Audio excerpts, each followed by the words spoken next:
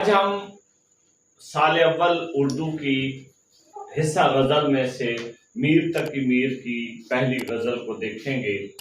میر تقی میر کا دور اردو شاعری کا عہد زریں قرار دیا جاتا ہے۔ اصل میں اگر میر کی شاعری کا جائزہ لیا جائے اور میر کے اس عہد کا جائزہ لیا جائے تو پتہ چلتا ہے کہ میر کی غزل میں اپنے عہد کی آواز ملتی ہے۔ جیسا کہ شاعری انسان کے جذبات ہوتے ہیں، اس کی اپنی فیلنگز ہوتی ہیں، چاہے وہ اس کی انر کی ہوں یا اس کے عہد کی ہوں، تو میر نے اپنے انر کی اور اپنے عہد کی آواز کو بہت عمدہ انداز میں پیش کیا۔ بچپن میں یتیمی کا جو احساس تھا، عزیزوں کی بے رخی تھی، دلی کا اجڑنا تھا اور روزگار کا نہ ہونا اور سلاطین کا دلی کو تباہ کر دینا، یہ وہ سارے غم تھے جس نے میر کی شاعری کو غم زدہ قرار دیا۔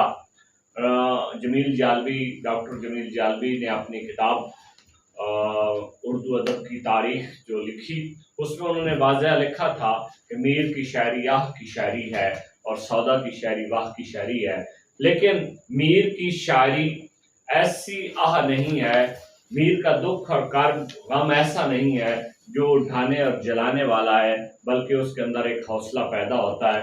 تو میر کی یہ غزل میر کے بڑے موضوعات کو لیے ہوئے ہے کہ جس سر کو غرور آج جہاں تاج بری کا، کل اس پہ یہیں شور ہے پھر نوحہ گری کا۔ میر کی غزل کا پہلا شعر کہ میر کہتا ہے غرور کا مطلب ہوتا ہے تکبر، گھمنڈ، تاج بری کا مطلب ہوتا ہے تاج، سلطنت، حکومت، عہدہ، اور شور ہے یعنی اس پہ آوازیں آ رہی ہیں، اور نوحہ گری ہے کہ اس پہ ماتم کنا ہے، لوگ اس پہ ماتم کر رہے ہیں۔ میر کی شاعری کے جو بڑے موضوعات ہیں، دنیا کی بے ثباتی، یہ اسی احساس کو لیے ہوئے یہ شعر ہے کہ جس سر کو غرور آج جہاں تاج بری کا، کل اس پہ یہیں شور ہے پھر نوحہ گری کا۔ کیا کہنا چاہتا ہے کہ میر کہ جو شخص آج اپنی شان و شوکت پر مغرور ہے، جسے اپنے عہدے پر تکبر ہے، کل اس کو موت نے آ لینا ہے اور موت نے اس کا غرور جو ہے وہ خاک میں ملا دینا ہے۔ یقیناً یہ دنیا کا دستور بھی ہے اور میر کی شاعری کا بڑا موضوع بھی کہ یہ میر نے اس میں اپنے عہد کی جو افراتفری تھی، جو مسائل تھے، وہ اس میں بیان کیے کہ وہاں کچھ اعتبار نہیں ہے۔ اور اس کو ایک خاص اگر واقعے سے منسوب کیا جائے کہ جو میر کے عہد میں ایک بادشاہ تھا اور اس بادشاہ کو یقیناً جب منصب اور اپنے جاہ و جلال پہ تھا تو لوگ اسے پوجتے تھے، لیکن جب اس کا منصب ختم ہوتا ہے، بلکہ اس کا منصب کا زوال شروع ہوتا ہے، تو لوگ اس کی آنکھیں نکال دیتے ہیں سلائیوں سے۔ تو میر نے کہا تھا کہ شاہاں کے کولے جواہر تھی خاک پاج ان کی، شاہاں کے کولے جواہر تھی خاک پاج ان کی، انہی کی آنکھوں میں پھرتی سلائیاں دیکھی۔ یعنی جس کی قدموں کی خاک لوگ آنکھوں کو لگاتے تھے، جب اس کے عروج کا دور تھا، جب زوال آیا تو لوگوں نے اس کی آنکھیں نکال دی۔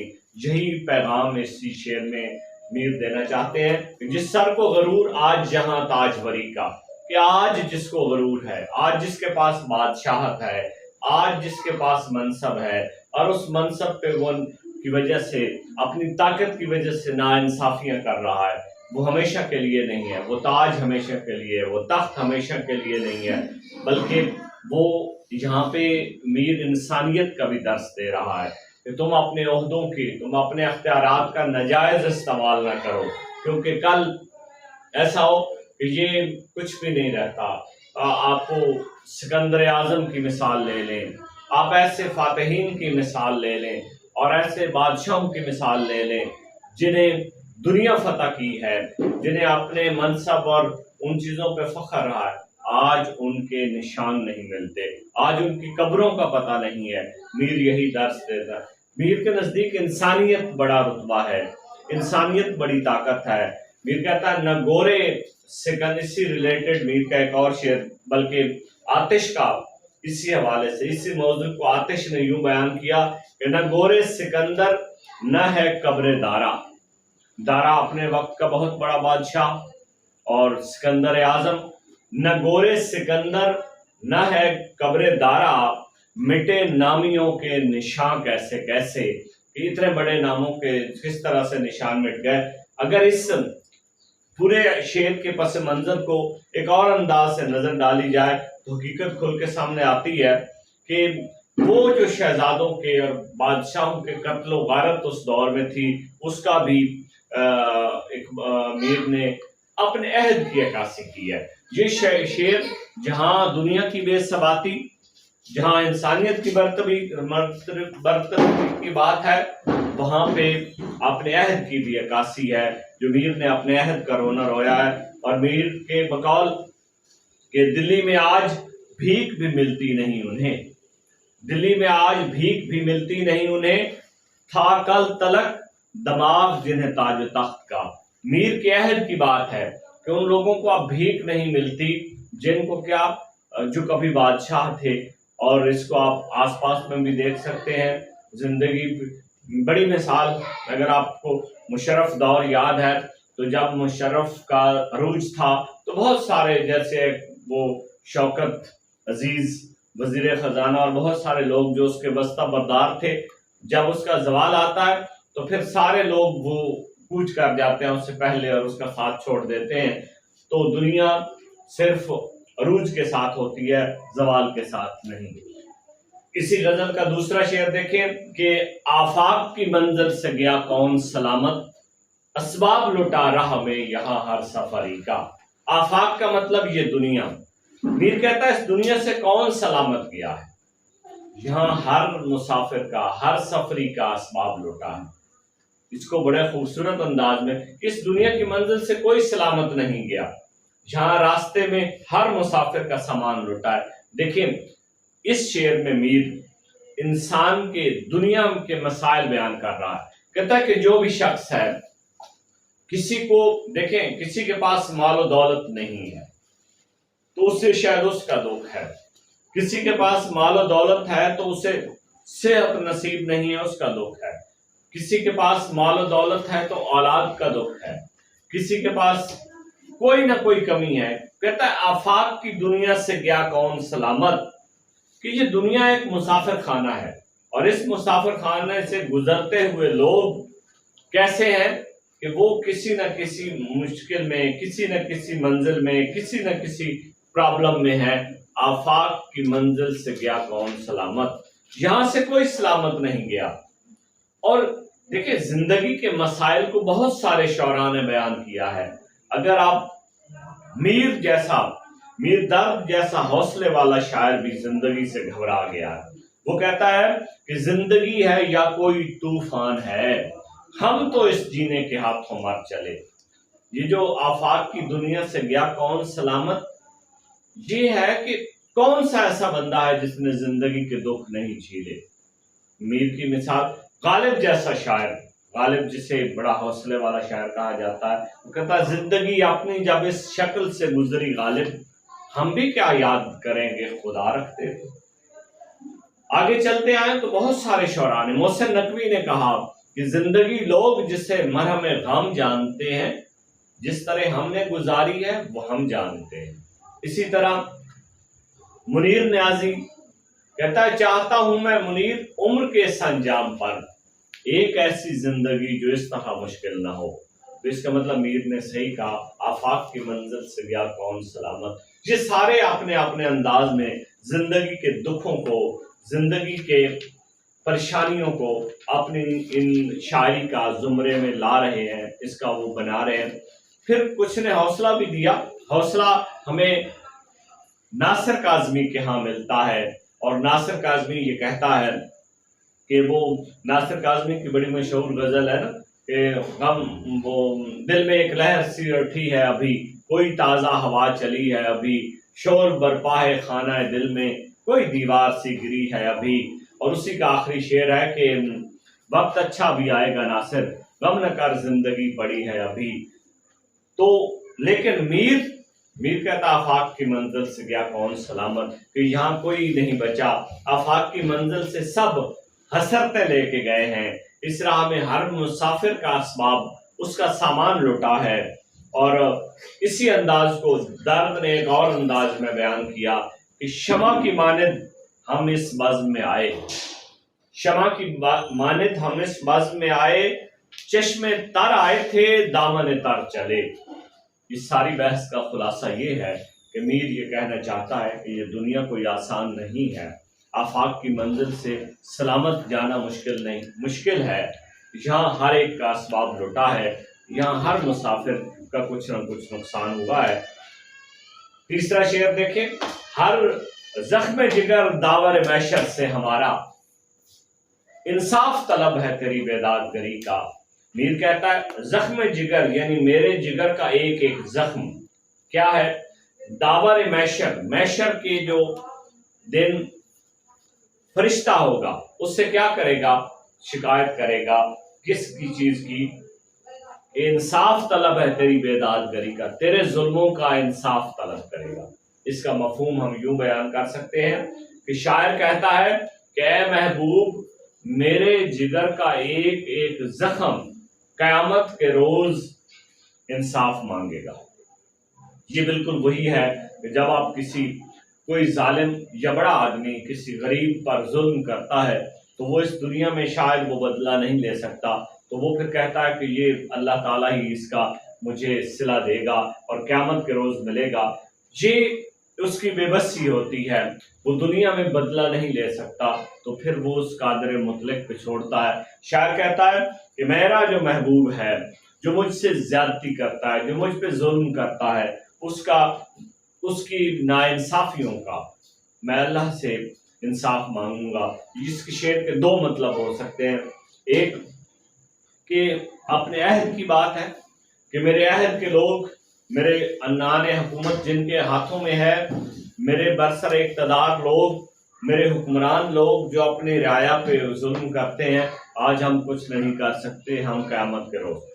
دوسرا خالصتاً محبوب مجازی کی طرف کہ شاعر کہتا ہے کہ میرا محبوب جو مجھ پہ ظلم کرتا ہے، میں اپنی محبت کے ہاتھوں مجبور ہوں، یہاں نہیں تو میں قیامت کے روز جو ان سے یہ پوچھوں گا، انصاف طلب ہے تیری بیداد گری کا۔ کہ اس سے ایک اور بھی ہو سکتا ہے کہ عشق میں جو پہلا قرینہ ہے وہ ادب ہے، کہ میں محبوب کے سامنے اپنی لب یا آواز نہیں کر سکتا، تو میں اس قادر مطلق پہ بات چھوڑتا ہوں، میں محبوب کی جو ناروا سلوک ہے اس کا یہاں بدلہ نہیں دیتا، اس کی شکایت کسی کے سامنے نہیں کرتا، کیونکہ وہ محبوب کو رسوا نہیں کرنا چاہتا، وہ اسے پریشان نہیں کرنا چاہتا۔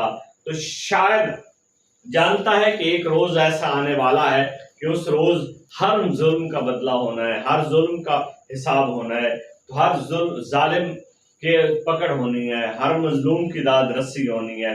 تو شاعر کہتا ہے کہ میں اس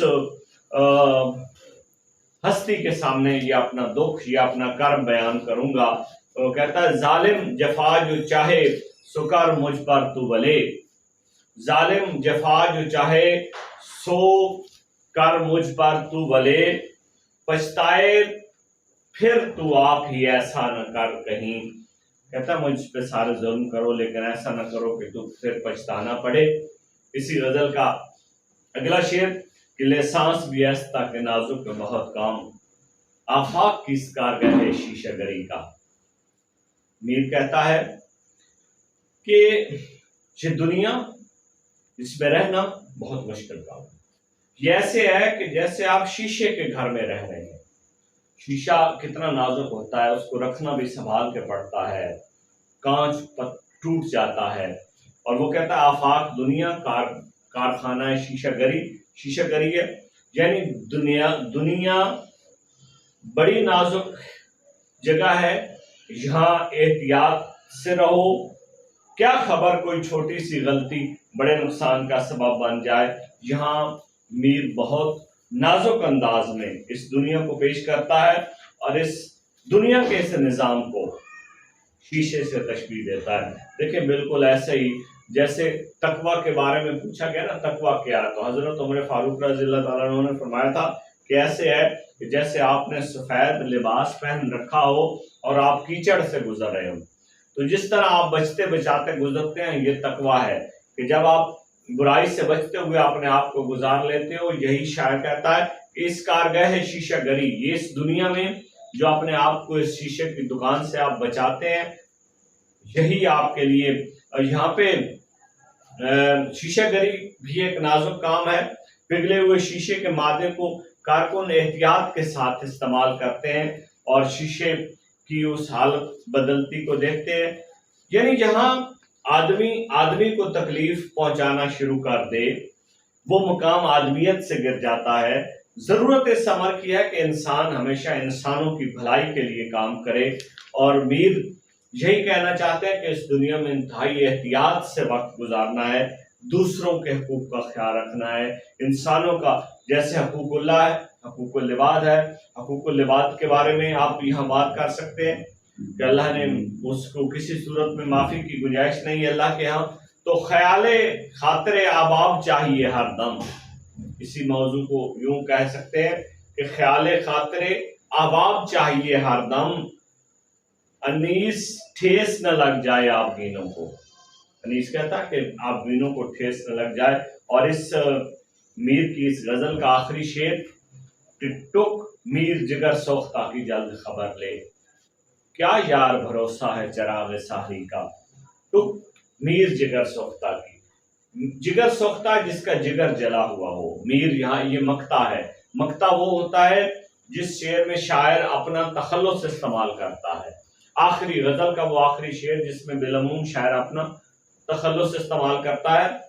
کہتا ہے ٹک کا مطلب ذرا، اور سوختہ جگر جلا ہوا، اور چراغ سحری کہ وہ چراغ جو صبح کے وقت بجھا دیا جائے. اس کا مفہوم یہ ہے کہ اے دوست عشق کے مارے میر کی جلد خبر لے، وہ چراغ سحری کی مانند ہے نہ جانے کب بجھ جائے. اچھا جی، چراغ سحری کی ٹرم بہت عمدہ ٹرم ہے. دیکھیں آپ کے پاس اگر آپ کی اسٹریٹ لائٹ ہے، آپ نے رات کے ہوتے ہوئے آپ نے آن کی ہے، تو اس کا مطلب پھر اس کی عمر کا کچھ نہ کچھ اندازہ ہے کہ یہ 10 گھنٹے چلے گی یا 15 گھنٹے یا 7 گھنٹے یا 8 گھنٹے. لیکن جب صبح کی پہو پھوٹنا شروع ہو جائے، روشنی پھیلنا شروع ہو جائے، پھر اس کی زندگی کا کوئی بھروسہ نہیں. کسی بھی وقت کوئی بندہ اس کا بٹن آف کر سکتا ہے. زندگی کو وہ چراغ سحر سے تشبیہ دے رہا ہے کہ وہ کسی وقت بھی ختم ہو سکتی ہے. میں تو جگر سوختہ ہوں اور ایسے ہوں کہ جیسے صبح کی وہ چراغ سحری ہے، کسی وقت بھی بجھا دیا جائے. اس لیے وہ اپنے محبوب سے، اور یہ حزن و ملال اور درد و غم میر کے کلام کا خلاصہ ہے. وہ دنیا کی بے ثباتی، وہ دکھ، وہ کرب ان اشعار میں پیش کرتا ہے. تو میر جگر سوختہ کی جلد خبر لے، کہ میری جلد خبر لو، ایسا نہ ہو کہ پھر تمہیں پچھتانا پڑے اور یہ زندگی کا چراغ گل ہو جائے. چراغ سحری کی جو ترکیب استعمال کی گئی ہے، اس سے شعری عظمت میں 4 چاند لگا دیے ہیں. میر کہتے ہیں محبوب اب بے رخی نہ کر، میں عشق کے صدمات سے نڈھال ہو چکا ہوں. اب میری مثال چراغ سحری سے ہے. میر کا ایسے اور انداز سے شعر دیکھیں.